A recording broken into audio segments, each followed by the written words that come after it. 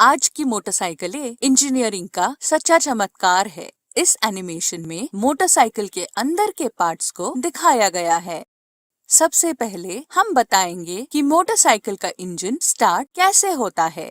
सभी मोटरसाइकिलों में किक स्टार्टर या सेल्फ स्टार्टर या दोनों होते हैं। किक स्टार्टर मैकेनिज्म सरल है फिर भी रोचक है।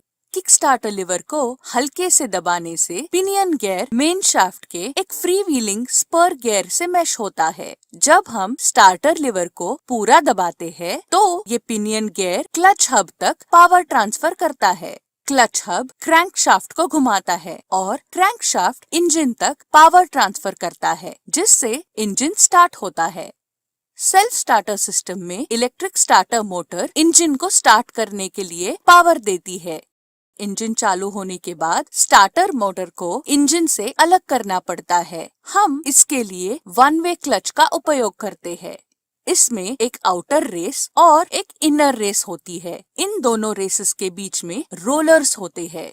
जब स्टार्टर मोटर आउटर रेस को घुमाता है, तो रोलर्स इन दो रेसेस के बीच में फंस जाते हैं और दोनों रेसेस एक साथ घूमने लगते हैं, जिससे इंजन तक पावर ट्रांसफर होता है। इंजन चालू होने के बाद इनर रेस स्टार्टर मोटर से ज्यादा तेजी से घूमने लगते हैं, जिससे रोलर्स स्वतंत्र हो जाते हैं और आउटर रेस तक पावर ट्रांसफर होने से रोकते हैं।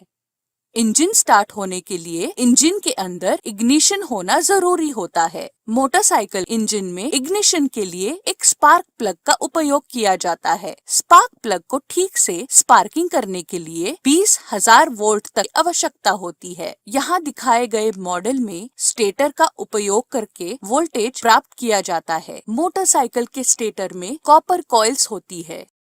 इंजन के फ्लाईव्हील में परमानेंट मैग्नेट्स होते हैं, जो फ्लाईव्हील के साथ घूमता है और कॉइल में करंट पैदा करता है। स्टेटर का प्रत्येक आउटपुट अलग अलग सिस्टम को पावर देता है, जो इस डायग्राम में दिखाया गया है।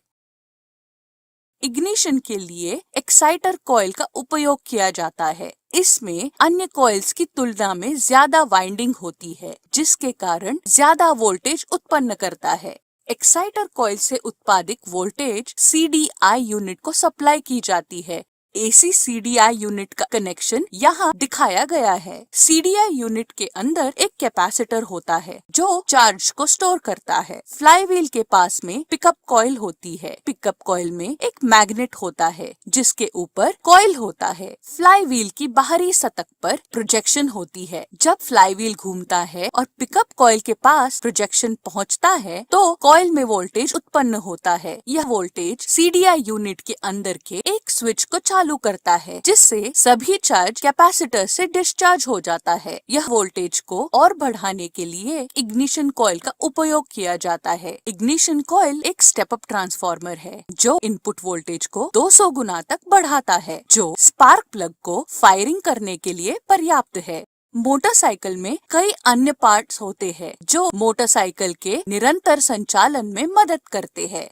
इनटेक और एग्जॉस्ट वाल्व को टाइमिंग चेन का उपयोग करके नियंत्रित किया जाता है।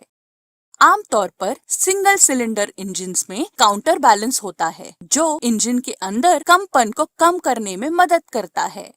क्लच क्रैंकशाफ्ट से ट्रांसमिशन सिस्टम तक पावर ट्रांसफर करता है। ट्रांसमिशन सिस्टम मोटरसाइकिल की पावर और स्पीड को बदलने में मदद करता है।